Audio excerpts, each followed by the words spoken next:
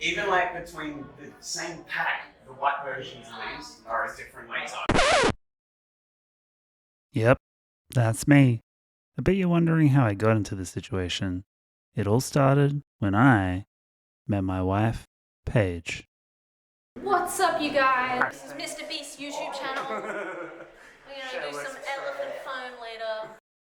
We started a podcast about the music we like, interviewed some of our favourite bands, and yapped a whole bunch. And now we're here at Good Things Festival 2024, ready to yap some more. Here's what happened.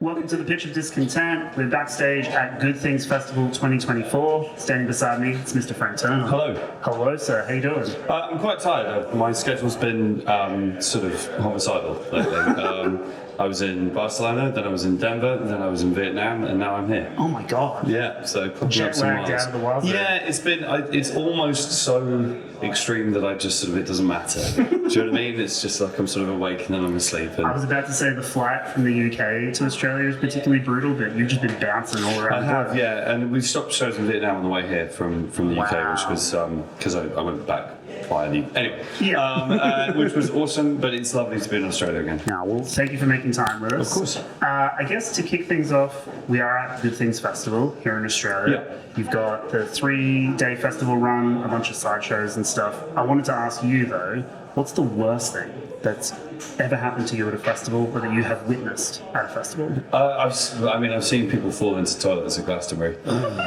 which are kind of like First World War trenches full of what you can imagine they're full of. Human filth. Yeah, I was pretty wasted myself, and this was a long time ago, and I sort of watched it happen. Were you a punter or were you playing? I think I had played and was then kind of raging for the rest of the festival, but I sort of saw it happen in the distance and just sort of went, oh no, and just sort of like, Into the yeah, exactly. I was very sad for the person concerned, but also I'm sad to say I didn't volunteer to help.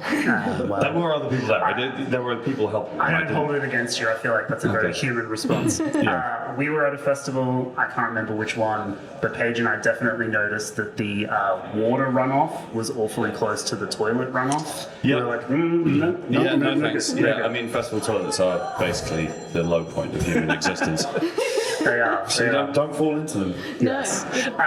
You've been to Australia a number of times. You feel like a second, I don't want to say second class citizen, but like a spiritual Australian citizen. Okay. That's very kind of you. I'm a second class citizen. I like that. That works. Well, you sent all the convicts here and now you're coming back. I've come to join my people. One of us. I wanted to ask, do you have a connection with Australian fans and audiences? What makes you keep coming back? Yeah, I mean, so before the first time I came here, I've been touring for a couple of years with my friend Chuck Reagan from Hot Water, who does solo stuff as well. Yeah. And we were doing solo touring together, and he kept telling me about how Australia was the promised land of touring. The promised land. Okay. And after a while, I was like, all right, put up or shut up, motherfucker. Like, So in 2010, April 2010, he brought me down here for the first time for Revival Australia with me and him and Tim Barry and Ben Nichols. And we flew in from LA. I was extremely jet lagged. And the first show was at the Zoo in Brisbane. It's hot as fuck. It is, but also just before the show, I went out to find some food and ran into somebody who had the lyrics to one of my songs tattooed down his arm. And I was just like, where's the hidden camera? I mean, I was very jet lagged as well, so everything felt quite surreal and confusing. But it was just like, I've never been here before. We're so far away from home. How is this a possible thing? That's crazy. And, that, I mean, it's a small anecdote, but like that, from that moment on, it just sort of felt like there was a warm welcome for me down here. And that's maintained the case. This is my 9th visit. Yeah. I was looking at the stats and I was like, I can't name any other band that's toured that much. We were here twice last year, in 1 year. So, you're welcome. Where's your favourite place to play? Venue or city? Both. Okay, I'm going to get in trouble now. My favourite city in Australia is Brisbane. We're from Brisbane. We're from Oh, you're from Brisbane? Yeah. Okay, right. No, that's fine. Okay. I love Chris Vegas. We I live love here Brisbane. in Melbourne now, but yeah, we grew up in Queensland, Right. lived in Brisbane. I love lot of Brisbane. love for Brisbane. A lot of love for Brisbane. I mean, there's some great venues. I was fortunate enough to play the Art House a couple of times Wow. before that went. I played either the last or the penultimate show there Nice. in 2011, which was an honour. Singing the house off. Yeah, Nice. what a great Yeah, venue. and then I mean, I've also we've played in Darwin and Alice Springs and Cairns and Wollongong and Wollongong. Yeah, I had a dream last night that I got forced to move to Wollongong. I mean, I've never been, but I'm sure it's It's lovely. all right. I'm Yeah, sure it's there nice are enough. worse places to The go. problem with it is just getting if you wanted to tour anywhere else. Yeah. It's, I live an hour outside of London now, and Yeah. that's kind of annoying. It's crazy because you're naming these places, and I've never been to Darwin. I've never been to Alice Springs. Darwin's great. I had You've a seen good parts of the time country in that I Darwin. haven't, so that's Yeah, crazy. yeah. Your most recent record came out this year, Undefeated. Yes. Congratulations. Thank you. How are you feeling about the response to the record? And obviously you're touring it kind of Sure. Forever. forever. I mean, honestly, the tour schedule for it currently gets as far as kind of spring 2026. Oh, wow. And it came out in May this year, so that's Damn. a 2-year run. And then there'll be more. Yeah. It depends. I mean, but it's cool. It's my 10th record, it's not my first rodeo. There's always a thing when you put a record out where some stuff lands differently from how you expected or whatever. But Yeah. broadly speaking, this record's really felt like a bit of a resurgence for me, I just did my biggest ever tour in Europe and in the States as well, and it's just kind of nice that 20 years and 10 albums into a career that is not only is anyone still paying attention, but in some parts of the world it feels like more people are paying attention. Yeah. And that's a rare thing, and I'm really grateful for it. Speaking of people paying attention and nostalgia and legacy, I saw that there was an announcement of a Million Dead. There is a million. We've announced one show. There's obviously going to be more than one show. We're just not going to go- go through all the rigmarole You to got to do test the one waters show. a little bit, blow off the cobwebs. Yeah, I mean it's and half that band are from Australia. Our bass player's from Melbourne, our guitarist from Perth. So, You but should just move here, Frank. yeah, I mean I do love it. But I guess the thing is we're going to do some shows next year, which is a turn up for the books. I did Yeah. not have that on my scorecard for the 2020s, but here we are. But I'm not sure we're going to play outside the UK just because the kind of whole infrastructure you have to build for international touring is quite Sure. time consuming, and we're just let's do a few shows and have I fun. mean, when was the last Million Dead show? It was the 23rd of September 2005. Yes. So 20 years. I'm going to tell you this because who cares? Please do. We are doing a warm-up show for the festival we've announced in the same venue where we finished. And I'm planning on walking on stage and just kind of going, where were we? Let's pick things up where we Yeah, were. do the That's same beautiful. set list in reverse. That's beautiful. I love that. To kind of close out the conversation, you're obviously about to play the Melbourne Good Things today, Yes. and I'm going to wish you luck for that Thank you. performance. If you were to be invited back for next year, and Yeah. at this rate you probably will because you'll be in the country, who would be a dream headliner? Who would you like to see on the big stage? Me. No, but I mean, aside from me. That's the obvious answer, Yes, yes. that is the obvious answer. Dream headliner? I mean, I don't know. I'm going through an extremely heavy Nick Cave phase at the moment, and obviously he's a St Kilda guy. He is. And his new record's amazing, and it would be interesting. I've seen him live a bunch. I've had his initials tattooed in my head. Damn. I'm a fan. It would be interesting to see him perform in Australia. Yeah, I have seen him once before at the River Stage in Brisbane. It's Right. like a grass amphitheater type Yeah. venue. Phenomenal show. Yeah, he's incredible live, and he's an incredible writer, and I'm a big fan. Yeah. So there we go. We'll go with Would you that. ever play a show in a full three-piece suit like Nick Cave? Okay, right. Let's talk about this for a second. I mean, the short in answer. the Brisbane Heat too. I was Yeah. like, God damn. The short answer to your question is no, but the suit thing has been bothering me. I wear the same clothes all the time, right? I have two pairs of. This is 100% true. I'm a 42-year-old man. I own 2 pairs of jeans, and I own about 30 t-shirts and 2 hoodies, and that's what I wear. Sounding eerily familiar to my All life. the time. And I was talking to my partner the other day, and it was just about you look at kind of better dressed older men. Leonard Cohen's one of my heroes. Yep. Nick Cave, whatever. A dapper gentleman, and you're Yeah, like, what's just- lacking in my life? Yeah, and there's a part of me that's maybe there will come a time when I experiment with wearing a well-cut suit. I went through a phase in my 20s where I would do like non-sequential birthdays and do like a suit pub crawl. So all the boys would wear suits. We go out and get wasted. I mean, there's something cool about it. At the same time, that would involve an ultimate acceptance that I am no longer 21. And, you know, I'm aware of that, and that is coming. But maybe. But on stage, though, I mean, I sweat to death on stage anyway. I'm sweating to death right now. Yeah, you know, and today's going to be a wet one. Actually, the show we played in Sydney 2 nights ago was one of the hottest shows I've ever played. Not the hottest show. That was in Toronto, at a place called Lee's Palace. I wouldn't have expected Toronto, but there you go. Nor did I. And it was like in the winter as well. It was just very, very rammed venue and very hot. I passed out twice during the show. Fuck, that's awful. Still finished the gig though. Wow. Okay. Well, hopefully the conditions are favourable for today. Yes, fingers crossed. But this is one of the things with Australian touring generally is that like about 40% of my mental energy whenever I'm on tour in Australia is about trying to find somewhere to dry my stage clothes before I have to get on the plane. So I will be doing that later today. Good problems to have. Frank Turner, thank you very much for being on the show. Really nice to chat, man. Thank you. Blinking in the light, emerging into something. Something isn't right. Something isn't working. No one on my side. No sense of where I'm standing. Half my fucking life caught somewhere in between. Is it so much to ask?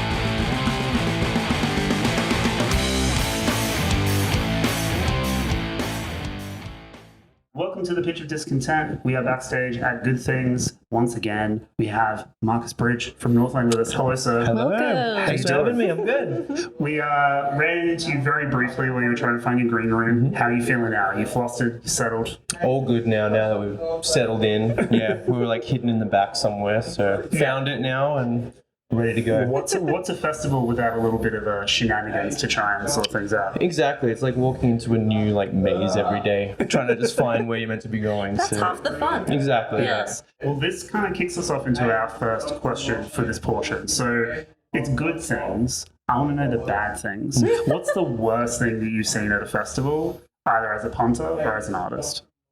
Ooh, the worst thing. The thing that made you go like, holy shit, fuck. Oh, I mean, every now and then there's like a fight, a scuffle in the crowd, and that always sucks to see. Yeah, I mean, also it kind of puts me on edge for the rest of the show. Totally. Feeling like I'm like security guard mode Yeah. now. Be like, oh, I gotta watch and make sure these people don't get in trouble. Yeah. Besides that, though, nothing too crazy. I mean, every now and then you'll see someone like spew in the crowd. Yeah. But like pretty rare. You Pretty haven't had rare. anyone like barrel into your green room and like steal all your shit? Probably. I mean, we definitely have that happen every now and then, just like some random. It's usually when we're overseas and there's like an Aussie there, like just some random Aussie. Oh, and they just assume that that's with Yeah, they're you. like, oh yeah, There's always one. the boys, you know, yeah, come hang out. So they'll just kind of roll in and we'll just still be like, okay, Who are you? someone help. Yeah. What are you doing here? They mean well. They mean well. Yeah. Fans at the end of the day, right? Exactly. All right, so last 18 months you've been in North America, Europe. That's crazy. How are you feeling? Are you exhausted? Yeah, I mean, we've been able to have a little bit of time back home now, which is good. Just to kind of decompress and Yeah. stuff for sure. Yeah, which I'm sure is like a necessary thing, right? With the schedules, right? 100%. I feel like we're not super old, but as we get older, I feel like it's more like draining every time we go away, just being away from home. And Can't do those back to back to back to For the sure. right. The Exactly. creature comforts that Exactly. you miss, right? I think we're just like very focused on our like mental well-being too, just making sure we're happy. so true. Because then if we're going out and we're happy, like we're gonna have a good time Yeah. and want to do it more anyway. So. Yeah. But that being said, yeah, just been chilling. We've got a few months off now, which is good after good things. So just gonna be soaking up some That's summertime. beautiful. We Absolute love that. weapons. I guess to talk about kind of the output of the band, you had the last album in 2022, Obsidian. You put out Mirror's Edge this year, the EP. You have the new song "Welcome to the Industry" that was on the Fretless video My game. favorite. We featured that one on the show. Sick. How are you feeling creatively? Are you guys writing? Are you jamming some new shit? Can you give us a little inkling as to what's to come? Yeah, I mean, we're slowly chipping away at some new stuff. I think once again, with doing the EP, it's meant that we're not kind of burnt out from writing at the end of that session. I mean, Yeah. we're kind of still hungry to keep pushing, and it also means there's like room for there to be less time between releases, so we can kind of just get working on the next thing and see where it takes us. But that being said, we're also still wanting to take our time and just like you said, like focus on your mental health. exactly. Yeah, absolutely. But I know John, our guitarist and like main writer, he's been chipping away at like instrumental stuff.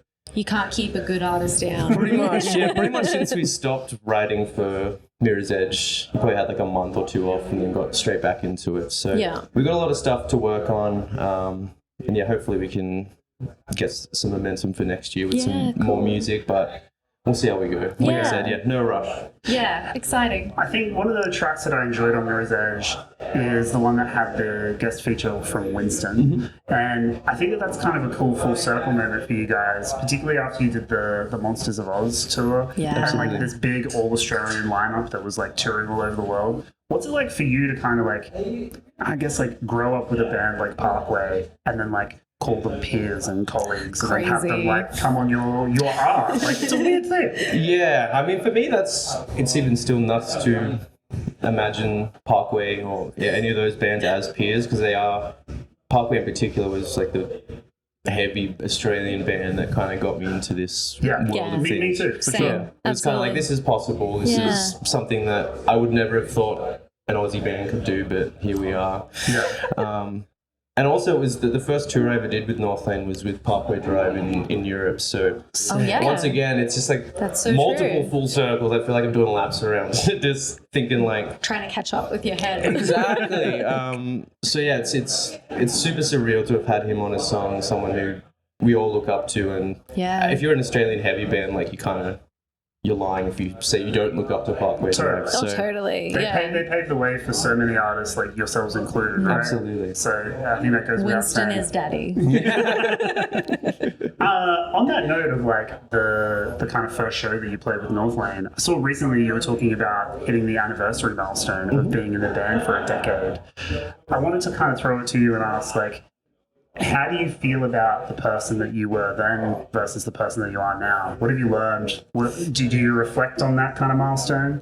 Yeah, absolutely. It's a good question, because I feel like when I joined, I was just a fish out of water. I was still quite young. Had never toured overseas or even just like toured with bands of that caliber, like your Parkway Drives and Heaven Shall Burn was on that tour as well. It's been a little intimidating, right? It was terrifying because it's also like I hadn't been in like a band that was like heavy screaming before. Like I'd never done anything. Everything I was doing on that first tour was just like Winging firsts. Yeah, exactly. Baptism by fire. Exactly, just doing my best to get through it. So looking back now, like I feel like I'm just way more comfortable in my own skin and with who I am as a musician. I don't feel like there's as much fear of like, oh, well, what do people expect of this next era of this band that they've grown up loving? I guess at this point now, The pressure's off a little bit. yeah, we've built up enough kind of goodwill with the fans and built, I guess, this next generation of our fan base so that we can kind of feel comfortable and happy just doing Experimenting. exactly. And, So I feel like Definitely not the new guy anymore. You know? absolutely, 100%. Established. Well and truly established. And yeah, I think that comes through in the band's music as well. Like, there is this sense of confidence, self-assuredness, and maturity in the music. Like, it's still heavy, it's still Northlane, but you're not afraid to mix it up and do some crazy It's been shit. really cool. So that's just been very inspiring to see. Thank you. I guess we can kind of wrap things up. So we got short interviews. Yeah. Do you want to We close got this the out? fun question. What would be your dream headline for a Good Things festival? Ooh, dream headline. Like, you get to choose who's on the bill. Ooh. I'll say right now, just because we're starting to announce like festivals and stuff we're doing next year, but we haven't got one with Linkin Park. Yeah, Oh. I love this. Yeah, Well, that's see the new era of Linkin Park. That's fair game now. Exactly. They're back at it, right? Who knows? That could be next It year's could good be things. anything. Yeah. Did you write a new record? I loved it, yeah. Yeah, I thought it was really cool. cool. I think, she's a great vocalist, and I feel like I also feel, obviously it's a completely different level, but I feel some kind of similarities to what she must be going Being the through. new one. Being the new Yeah. person, Singing someone else's songs, coming into an established band. getting very similar. destroyed, even though there is still so many people supporting it, it's like, There is it's a so lot easy of, to see all of the negativity, so I hope, there definitely is, a bit of negativity. Oh, yeah. But it is good to see, women out there headlining. Absolutely. Or, being Yeah. the main guy. Yeah. The main The front man was the word I was looking for, but it just wasn't there. Marcus, thank you very much for coming on the show. And pleasure. good luck with the set this afternoon. Thank you. Have a great Thank you. day. Thank you.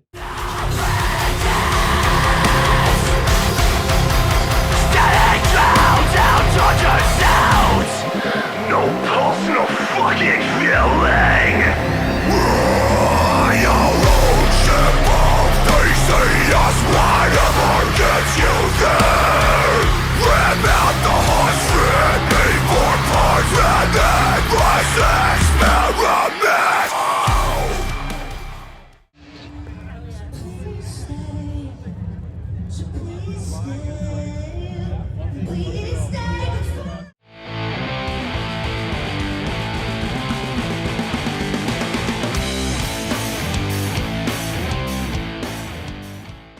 Welcome to the Pitch of Discontent. We are backstage at Good Things Festival yet again. Joining us is David from Belle Haven. Hello, sir. Hello. How you doing? I've a little sunburn, Yes. but pretty good. We were just chatting about this. You have literally come off stage to come talk to us. How's the set? How are you feeling?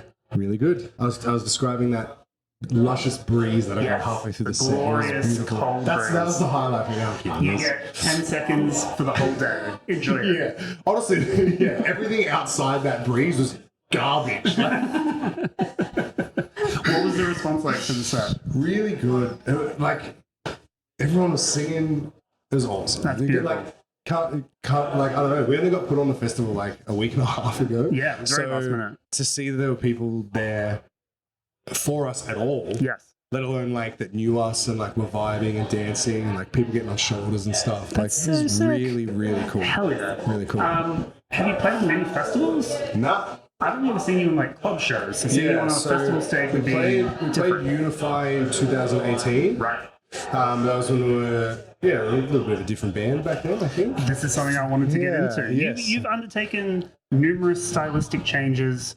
You've grown as artists, and it's been very fascinating to watch as like an outsider, because I remember seeing you play like a basement club show in Brisbane, and you were like a very heavy band, Yeah. and you had long hair, Oh. and you were like waving a flag banner on stage and stuff.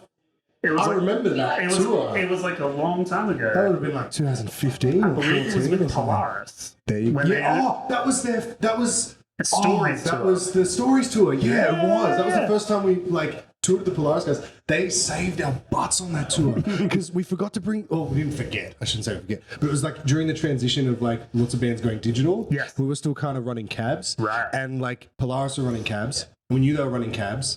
And we were driving the whole tour because we'd just come back from the US and we were driving around in my little 5-seater car and we obviously couldn't bring the cabs. We're like, that's right, we'll ask Polaris if we can use their cabs. Forgot to ask them until the Brisbane show. And we were like, oh my God. Thankfully they were like, oh yeah, you can use our cabs. What if they worries." said Like, no? Acoustic set. yeah, me just waving the flag around. I don't know. But to that point, like the Belle Haven of 2024 is vastly different to the 2015 Belle Haven. Yes. So what's it like from your perspective being part of that continuity? You know, where do you think the band is now versus where you were then? So the I guess the evolution of the band has just been like an incredibly organic thing. It's sort of happened very naturally. So and I think that's why we thankfully haven't copped a lot of like flack for it. Is like you can sort of hear it in the music if you listen through our catalog. You can sort of hear that gradual progression. It's like it's not really this sudden like they were metal then they weren't. Like it's like, you know, Forget Me far hookier lyrics and like bit more of a bop, and like even like that EP we did in 2022, like you know, heavy, yes, and a couple of riffs is cool, but ultimately like the vocal delivery was still very like hooky focused and like, you know, so just a very organic evolution. I really, would like completely agree. I think from like a songwriting perspective too, like you've always been a very anthemic band. Oh, cool. If it's heavy, it's still got like a sense of like kind of epic grandiosity to it. That's really nice. And now you're taking that. Stop. And now you're taking that and doing it into a more, you know, alternative, kind of sensual, kind of like poppier kind of sound, but it still tracks. That through line is still there. Oh, that's awesome. That's really cool. Thank you. Let's talk about the new stuff. So you put out an EP this year, something new. Yes. It is in fact something new. Yeah. How are you feeling about it? What's the response been like? Well, on the title, I'm really starting to dislike saying our new EP, something new. It just feels weird. That feels funky. Mistake. No. Randomly is like, are you sure you want to do this? The little fucking paperclip in Microsoft is like, no. You guys have dated yourself like 5 times already. Thanks, Purge. What was the question again? How are you feeling about the new EP? Really? Apart from the name. Yeah. Really, really good. Yeah. I've personally not been. I mean, I've always been heavily involved and a heavy collaborator into, because, you know, when you're in a band with like 5-6 people or whatever, and there's even like people behind the scenes and stuff. You know, look at bands like Ocean Grove where they've got like 3 like permanent members, and they've got a lot of like touring members and like the collective. Yeah. Yes.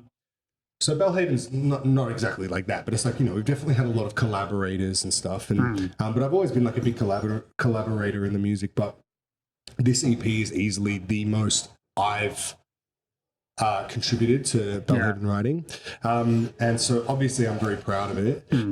But I think it's just also the most thorough we've ever been as well. Like, I know it's only 4 tracks, but it's like lift the veil of what is released, and it's like behind that there's like this Dropbox folder of just like endless scrapped demos, and like especially because we knew we were like committing to really put, like, you know, we did Hard Stare, Soft Touch, and all those singles the year before, and it was like, okay, we're definitely leaning toward this alt rock sort of pop punkish sort of vibe, but we just wanted to make sure we really did it properly. So there's a lot of like, this is good, this is coming out crap, scrap that. Even like my favorite one is Hypothetical Exit, which was a B-side that we scrapped. Yeah, well, that's the thing. It's like one of my, probably, it's fighting for Folo for my favorite, but like, that was a B-side.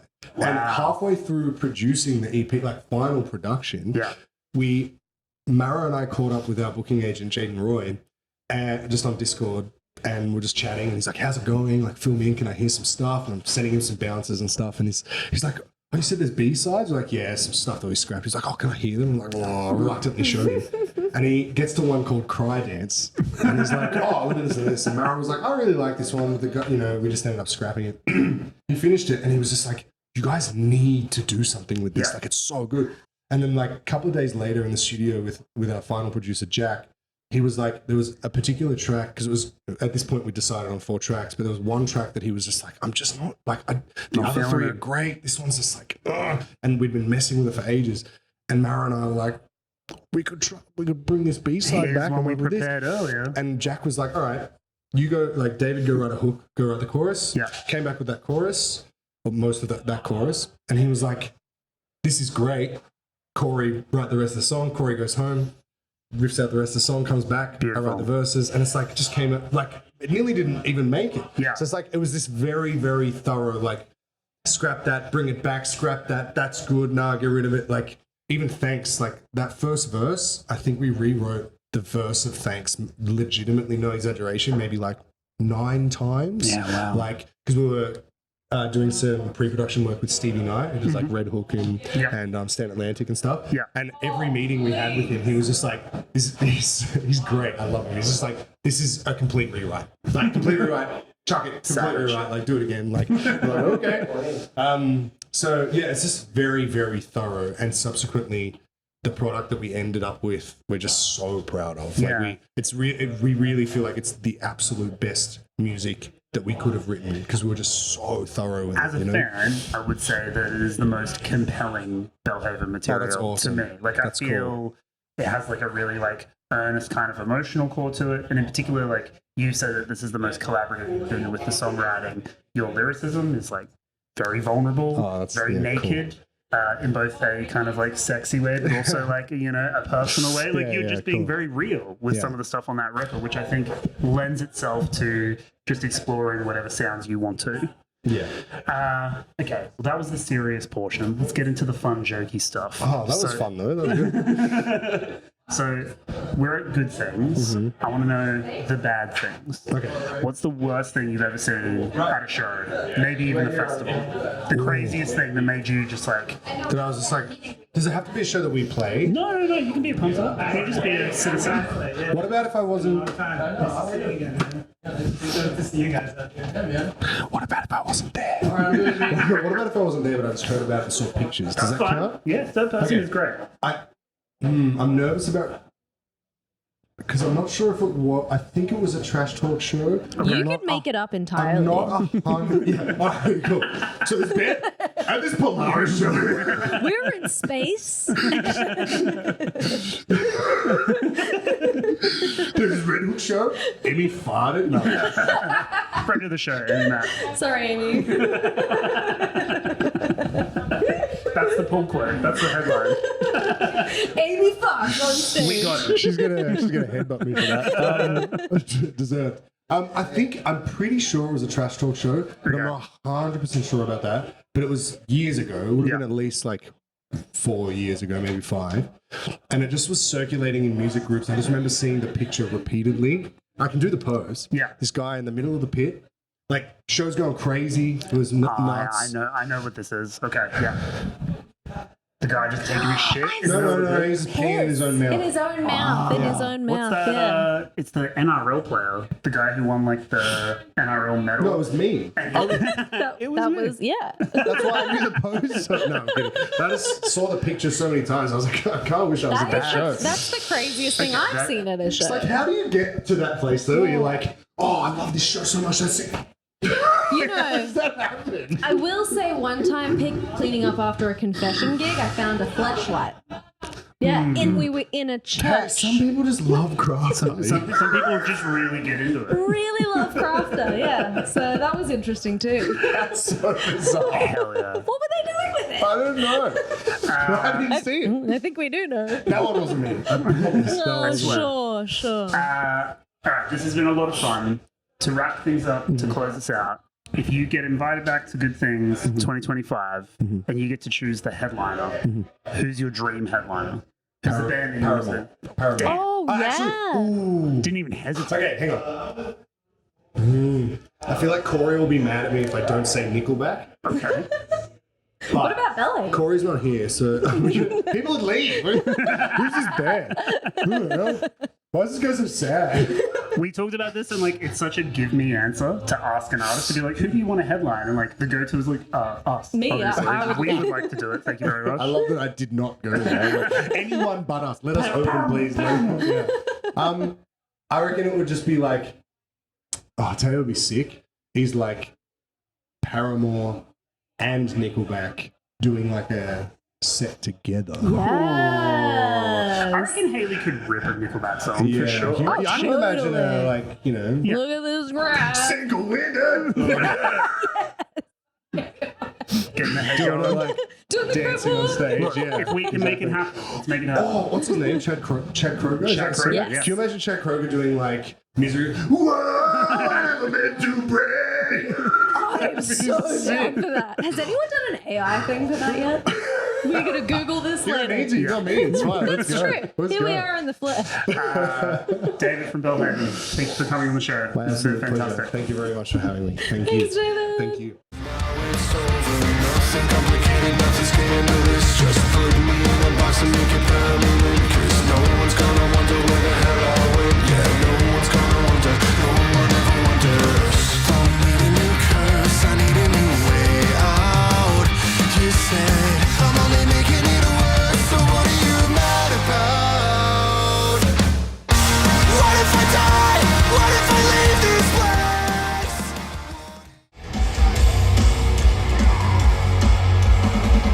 Take a ride on the techno train ride. No, take your seat.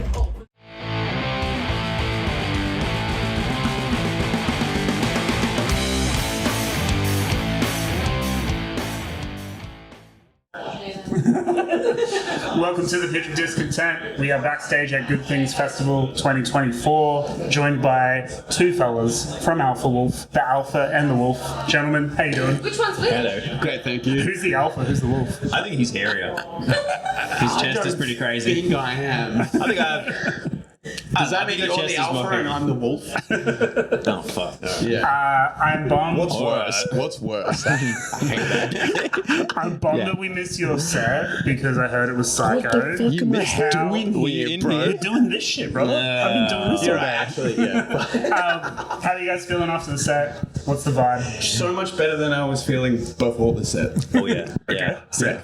It Pumped went up fairly good. Yes. Fairly good. We had one fuck up, but it wasn't that bad. No, we didn't.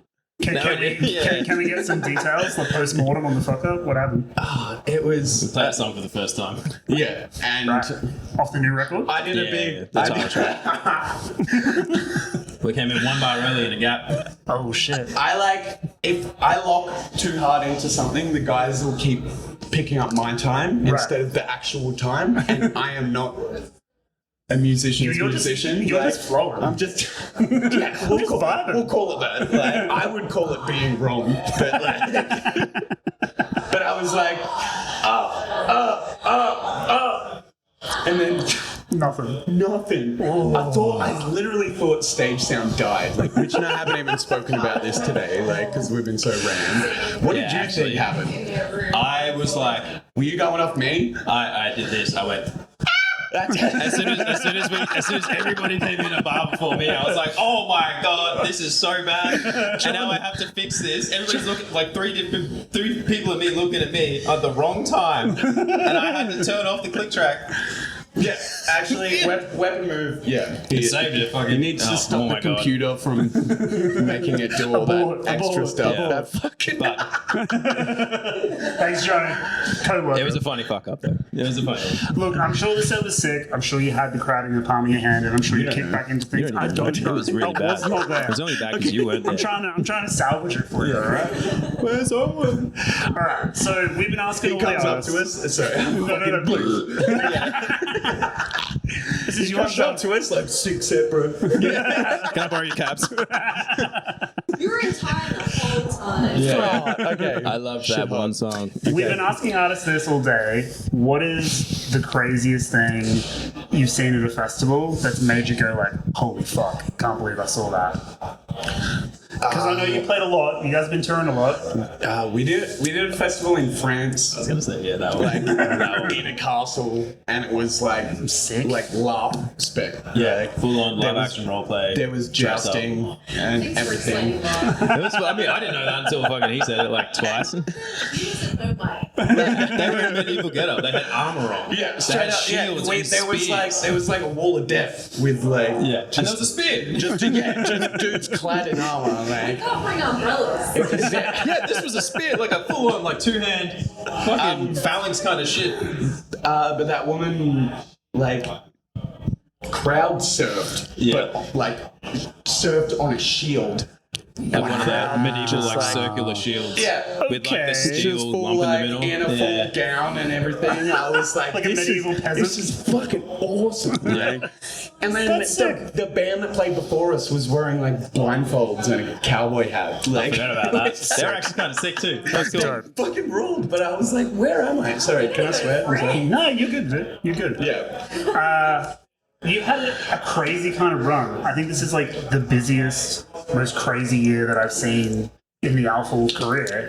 How are you guys feeling? Like, you've had sold out tours, you've been touring a lot, you put out a Grammy nominated album. Like, what the fuck? It was the merch. Loosely nominated. Loosely. We are a Shout out. vessel for the Grammy. Shout out friend of the show, Patrick Galvin. He did our logo. Hey, Pat. Yeah, really? Shout out, Pat. How are you feeling? I mean, it's funny because we have the biggest time off ahead of us right now that we've had in the last 3 years. And we've had nearly a month off right now. Well deserved, I would say. I don't like it. It's a little bit too much time. But Yeah. it's nice that it's over summer. So And I worry that people might expect us to write an album in this time. And you're like, I don't want to. I want to hang playing with my dog. I don't. Let me be home, bro. I can't wait to get home to my dog. Feels. Yeah. Look, I think the album really stands on its own as your best, most realized work. And I think the sold out tours, the accolades kind of speak for itself. Now that it's out in the world, people are vibing to it. How do you guys feel about the record in terms of comparing it to the others? Comparison is a thief of joy, especially in this case, because we came out fucking swinging. We had our arm on the first fucking album. Knowledge on everyone. Hell yeah, comparison is the thief of knowledge. Fucking joy, bro. But it's two different times. Yeah, it's hard to and I don't want to get. You can't compare our albums. You can. You definitely can. But we are at physically a different place. Yes. We are entirely at a different place. So this album doing this well at the size that we are is probably still bigger than the first one. Yes. Being taken so well. It's weird. I feel like for years we saw heaps of hype around the other album, and it's the same with this one. But we're not paying that much attention anymore, so it's not so we have all this like a privilege to have to not care so much.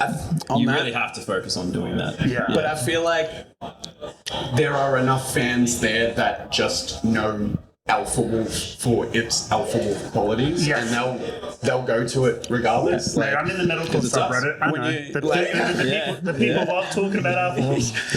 But it is a privilege, absolutely, that we have those fans there, and that they will people will just like anything we do. Yeah. Not everyone, but those people will. And you get your audience, you lock them in, you're kind of good, right? I mean, I hope so. You're doing the same ass beat of shit. So people that are I just want to be mad. You're like, cool. Here you go.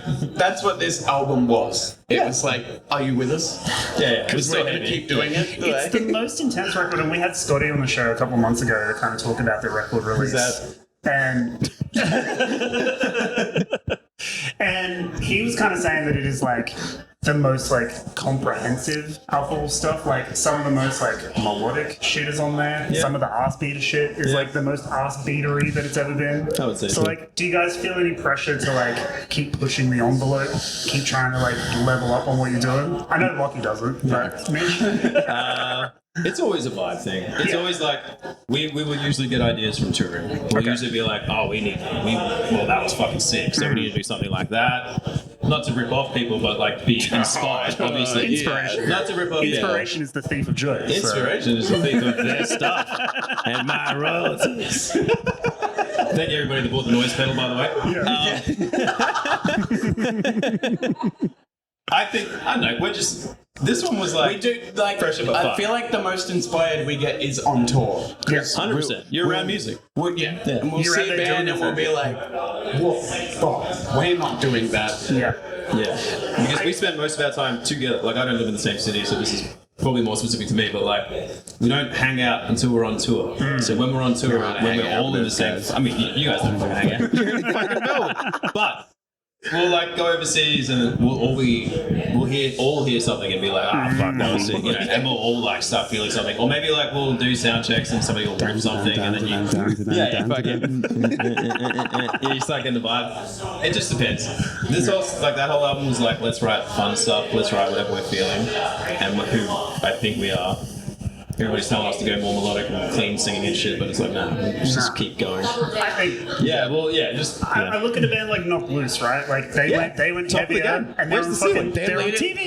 That band is leading the way for all of us. Metalcore has a ceiling. Nah. Nah. All right. If you could curate a festival and you could pick a lineup, who would be your dream headliner? Who do you want to see? D12. Oh fuck yeah! Original lineup.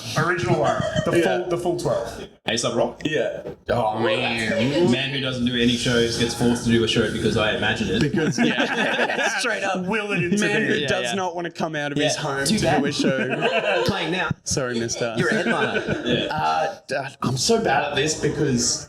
Fuck, could you imagine my festival lineup? Oh, Linkin Park, please, with Chester. I missed that so much.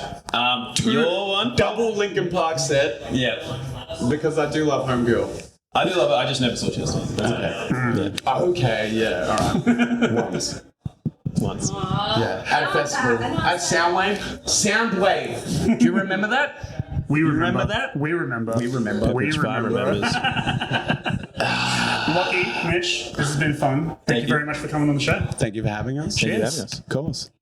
Enjoy.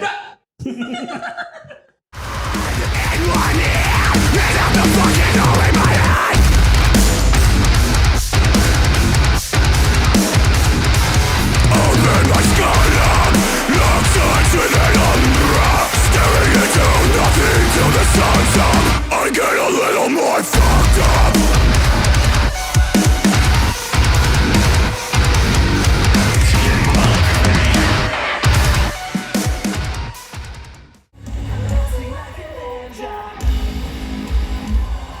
Okay guys, you know I want to tap this, right? Subscribe now to the Pitch of Discontent Patreon to receive access to extended cuts of our bonus episodes, as well as exclusive behind-the-scenes content, monthly Patreon-only episodes, member-only votes, the TPD community chat, and much more. Go now to patreon.com/tpdpod and join for as little as $5 a month.